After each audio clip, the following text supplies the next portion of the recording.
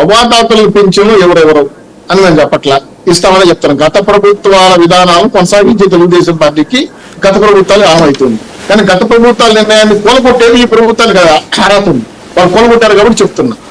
మేము వాలంటీర్ వ్యవస్థను తీసేయమని చెప్పలా, ఫిల్టరైజ్ చేస్తామని చెప్పినాం. అవాతాతలకు ఇంకా పింఛను కూడా పెంచుతామని చెప్పాము, అమౌంట్ కూడా పెంచుతామని చెప్పాం. అయితే కొన్ని విషయాల కాడ ఖచ్చితంగా జగన్మోహన్ రెడ్డి రిఫార్మ్ సృష్టించారని చెప్పి, రిఫార్మ్ సృష్టించే వ్యక్తి అయితే ఈరోజు ఒక గ్రామానికి ఏటీఎం లాగా బార్కోడ్ ఇచ్చి డిజిటల్, ఇప్పుడు నేను చాలా బయట సిటీలో చూశాను సార్, ఒక ఫాస్ట్ ఫుడ్ పోవాలంటే కూడా వెళ్ళి టోకెన్ తీసుకొని అవసరం లేదు.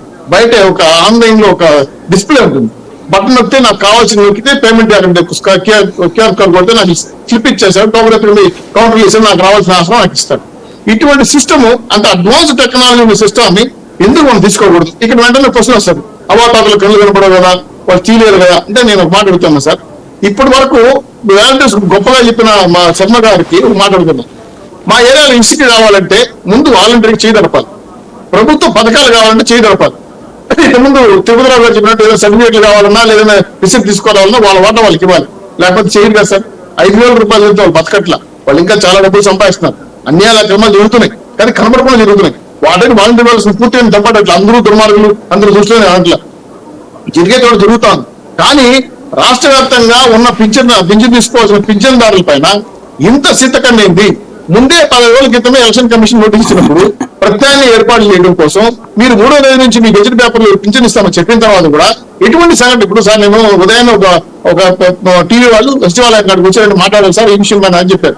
వెళ్ళాను, తిరుపతిరావు గారు వెళ్ళారు, నేను ఒక మాధ్యమం మాట్లాడానికి వెళ్ళాను. అక్కడికి వెళ్ళి చూస్తే సచివాలయ సిబ్బంది ఉన్నారు, వాలంటీర్లు అయితే లేరు, అవ్వలేదు వాలంటీర్లు లేరు. వాళ్ళు అడిగా, సార్ నీళ్ళు కూడా లేవు సార్, కనీసం తాను కూడా లేకపోతే మేమే ఊరుకొచ్చి కూర్చొని సార్ ఎవరు ఇస్తే వాళ్ళు ఇస్తాం. మెట్లు ఉన్నాయి చిన్న సచివాలయానికి మెట్లు, ఆడ కూర్చోన్నారు పెద్దవాళ్ళు, ఎవరు అద్దాలు కనపడకుండా కనపడలేదు కూర్చోవడం. అంటే వాళ్ళు అడిగా, ఏమ్మా మీకు ఎవరు మనవుడు కూడా తోడు రాలేదు అంటే ఇంటర్వ్యూ చేసిన వాళ్ళు అడిగారు, ఎవరు రాలేదు నేనే వచ్చాను ఆయన నడుచుకుంటా చెప్పి. ఎందుకు ఇబ్బంది కలిగిస్తున్నారు? ఒక్క మాట, ఇప్పుడు మీరు చెప్పినటువంటి ఆవేదన చాలా కరెక్ట్ పాయింట్, మీరు ప్రాక్టికల్గా చూశారు. ఇదే పని ఇప్పుడు వాలంటీరు, ఇవాళ మీకు చంద్రబాబు గారు 40 ఏళ్ళ అనుభవం ఉన్న ఆయన, నరేంద్ర మోడీ గారు ఒక ప్రధానమంత్రి, దేశం ప్రపంచం మొత్తం అంగీకరిస్తున్న నాయకుడు, అట్లాగే పవన్ కళ్యాణ్ గారు అందరి ఆదరణ పొందినటువంటి వ్యక్తి.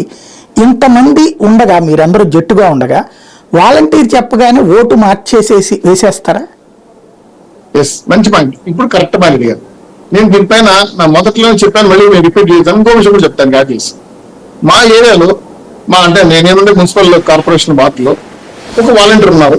ఆవిడ కొన్ని ఇబ్బందులు అయ్యి, అంటే ఆ అమ్మాయిని నేను తప్పకూడదు, ఆ అమ్మాయికి ఆదుకోవడం నుండి కొన్ని డబ్బులు ఆవిడకి ఇచ్చారు, చెత్త పని ఇచ్చారు, ఆవిడ వెళ్ళిపోయింది. తర్వాత వేరే అమ్మాయిని పెట్టారు, పేర్లు అవుతుంది లేడీస్ కాబట్టి బాగుంది. ఆ అమ్మాయిని వచ్చిన తర్వాత చెత్త పనులు అవి వసూలు చేసుకుంటాం వెళ్ళిపోతుంది.